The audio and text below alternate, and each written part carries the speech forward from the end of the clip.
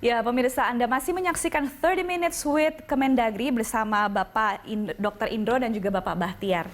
Oke, mungkin saya akan ke Bapak Indro lagi. Pak, bisa jelaskan secara lebih rinci lagi nggak mengenai sifat-sifat COVID-19 dan kenapa dia bisa begitu cepat menular gitu? Apa yang kira-kira disuka dan tidak disukai oleh virus ini? Oke, kita akan kembali lagi ke sifat virus di mana dia ada di dalam tubuh dan juga di luar tubuh. Di luar tubuh, hampir semua kuman, bukan hanya virus, dia akan lebih bisa bertahan hidup di tempat dengan 3 syarat. Basah, gelap, dan dingin. Oh, suka dia itu ya? Iya, jika kita ingin mengurangi daya tahan hidupnya, kita hindari basah. Bikin tempat itu, cari tempat yang hangat, atau kemudian cari tempat yang kering dan cari tempat yang terang. Di 3 tempat itu, semua kuman akan sulit bertahan hidup. Itu yang di luar tubuh. Kalau kita mau menghancurkan lagi supaya dia lebih sedikit lagi, kita bersihkan pakai desinfektan. Cuci tangan, sering bersih, sering ngepel lantai. Itu akan sangat-sangat membantu untuk mengurangi paparan virus di luar tubuh. Sementara yang di dalam tubuh, virus hanya bisa diatasi dengan antibodi. Kalau kita bisa menaikkan antibodi kita, maka kita akan bisa mengurangi paparan virus yang sudah masuk ke dalam. Tapi jangan lupa juga, virus itu akan bisa menempel terutama COVID-19, dia akan bisa menempel di reseptor namanya ACE2, Angiotensin Converter Enzyme 2. Dan itu tersebar bukan hanya di paru-paru saja, tapi juga ada di jantung dan juga ada di saluran pencernaan beberapa tempat. Iya, itu sebabnya pada beberapa manusia, gejala yang tampak bukan hanya gejala gangguan pernapasan, bukan hanya batuk, kemudian pilek, kemudian demam, ada juga yang diare. Oh, ada juga nih, karena ada beberapa yang diare, ya? Karena dia juga punya reseptor di saluran pencernaan. Nah, kalau ditanya sekarang gejala awal seperti apa ya, seperti tadi. Tapi itu hanya berlangsung selama 1 sampai 6 hari. Di hari ke-7, jika kita bisa menaikkan antibodi kita, maka gejala-gejala itu nanti akan berangsur-angsur hilang. Nah, sekarang yang jadi masalah adalah yang kita sebut dengan kelompok beresiko tinggi. Orang-orang yang berusia lanjut, yang dengan komplikasi penyakit, kemudian yang dengan gangguan pernafasan, ataupun dengan gangguan hati atau ginjal. Ini sangat rentan akan mengalami, jika terjadi infeksi, dia akan mengalami tingkat keparahan yang lebih daripada yang manusia yang normal. Sehingga jika kita ingin mengurangi sebaran, jika kita terkena, pelayanan di rumah sakit seharusnya lebih diutamakan untuk yang kelompok dengan resiko tinggi. Sementara jika kita yang terkena, akan lebih baik jika kita lakukan isolasi diri sendiri, self-isolation di rumah. Dengan cara apa? Dengan cara meningkatkan konsumsi vitamin, dengan cara menjaga kebersihan. Supaya nanti kita bisa menyembuhkan. Dan kalau kita sudah pernah kena sekarang, kemudian kita sembuh dalam waktu 14 hari, dan pada saat kita keluar, apakah kita bisa kena lagi? Kita akan kena lagi, karena virus itu sudah nyebar. Tapi antibodi kita tidak akan keluar seperti yang awal tadi, perlu 7 hari. 2 hari udah keluar. 24 jam mungkin sudah keluar, sekarang kena, besok kebal.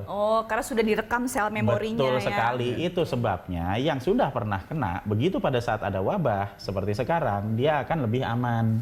Jadi tidak perlu panik, yang paling penting adalah pelayanan rumah sakit diutamakan untuk kelompok resiko tinggi, sementara kita bisa melakukan isolasi mandiri. Bagi yang merasa badannya masih lebih sehat begitu ya Pak ya, dan lebih muda juga ya biasanya. Nah, jika ada yang mengalami gejala COVID-19 Pak, sebenarnya apa yang seharusnya kita lakukan? Apakah memang harus langsung pergi ke rumah sakit rujukan, atau lebih baik seperti Bapak tadi, kalau misalnya kita masih merasa cukup sehat, lebih baik isolasi di rumah atau bagaimana? Ya, jadi jika misalnya kita sudah terkena dengan kita memiliki gejala-gejala seperti di atas tadi, hal yang paling utama yang bisa kita lakukan adalah lebih baik kalau kita melakukan self-isolation dulu. Self-isolation. Kenapa? Karena jika kita semua berbondong-bondong ke rumah sakit, maka rumah sakit itu tempatnya sangat terbatas. Dan juga dokter yang merawatnya juga tidak akan bisa menangani semuanya. Nah, dengan kita melakukan self-isolation, kemudian kita melakukan isolasi dan juga meningkatkan sistem kekebalan kita di dalam rumah, kita akan banyak membantu para petugas kesehatan yang sekarang juga sedang berjuang di garis depan untuk melawan virusnya. Jadi kita tidak hanya memberikan kesempatan untuk orang-orang yang lebih perlu perawatan buat yang tadi kelompok resiko tinggi, tapi kita juga akan membantu para petugas kesehatan yang ada di lapangan. Betul, betul. Karena sudah cukup banyak juga ya, Pak. Betul, dan dengan melakukan self-isolation, kita akan mengurangi paparan. Kenapa? Karena kita kan nggak kelayapan kemana-mana. Ya, nggak bersosialisasi lah gitu ya. Nggak nyebarkan, karena itu kan kesebarnya kan lewat dua hal. Lewat droplets ya. Ya, dan yang kedua lewat kontak fisik. Kontak fisik itu kalau misalnya ada lendir terus kita lap terus kemudian berjabatan tangan. Nah, itu. Ya. Dengan melakukan self isolation kita akan sangat banyak membantu dan juga akan sangat membantu pengurangan transmisi virus yang ada di Indonesia. Oke, baik. Nah, ya, ini mungkin menjelang akhir segmen ini saya mau nanya juga sekaligus juga sama Pak Bahtiar. Kira-kira kita semua nih, kami sebagai masyarakat dan juga pemerintah, apa yang bisa sama-sama kita lakukan untuk mencegah penyebaran virus COVID-19 ini? Iya, itu tadi kita mengibaratkan situasi ini seluruh dunia. Kita sedang menghadapi sebuah perang. Perang melawan satu musuh bersama, namanya virus. Nah, untuk melawan musuh ini dengan baik harus kenal si lawan kita ini siapa. Nah, tadi Pak Dr. Indro sudah jelaskan si virus ini siapa dan bagaimana dia. Nah, oleh karenanya kebijakan publik pun harus diarahkan untuk ke sana. Nah, hari ini apa yang harus kita lakukan sebagai masyarakat? Ya, ikuti instruksi-instruksi. Instruksi yang sudah disampaikan oleh Presiden, oleh gugus tugas, oleh pemerintah daerah, ikuti instruksi itu. Termasuk bagaimana Anda berdiam di rumah. Iya, itu merawat di rumah. Tetapi bukan hanya sekedar berdiam di rumah. Berdiam di rumah juga tetap membersihkan rumah dan lingkungan. Nah, ada cara mematikan virus yang disiapkan oleh alam. Nah, itu sinar matahari, sinar ultraviolet jam 10 itu. Itu yang berjemur ya, Pak, ya? yang murah dan bisa didapatkan di seluruh Indonesia yang ada.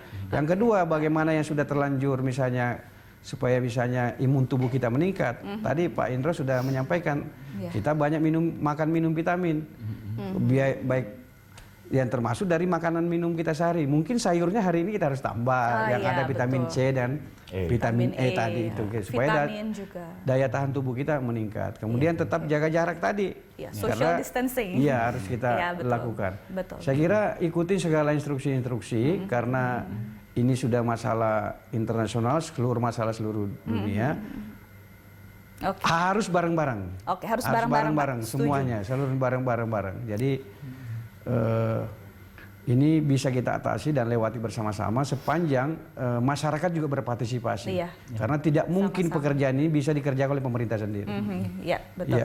Baik, mungkin dari Dr. Indro sendiri ada yang mau ditambahkan ya, khususnya juga untuk kan tidak mungkin semua orang juga mungkin memiliki privilege untuk stay at home gitu. Ada juga yang masih harus tetap bekerja. Apa yang kira-kira mereka juga bisa lakukan untuk mencegah penyebaran pemaparan virus ini atau minimal melindungi diri mereka sendiri?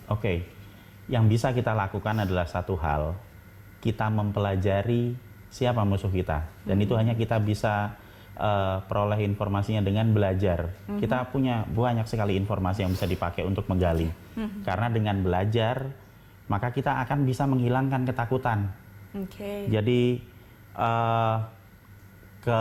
logika selalu akan mengalahkan kepanikan, pengetahuan akan mengalahkan ketakutan, dan itu berlaku hampir di suatu tempat, semua tempat, dan kita tidak boleh stres ya Mas ya?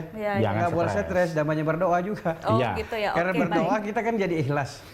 Makanya kita lebih tenang. Betul. Berarti yang harus kita lakukan Pak, selain kalau bisa bekerja, belajar, dan berdoa, beribadah dari rumah, apa kira-kira yang kita harus lakukan nih kira-kira kalau misalnya ke luar rumah, memakai masker, kemudian rajin mencuci tangan, begitu. Kira-kira apa saja nih yang bisa kita terus ingatkan kepada sesama untuk terus-menerus dilakukan gitu.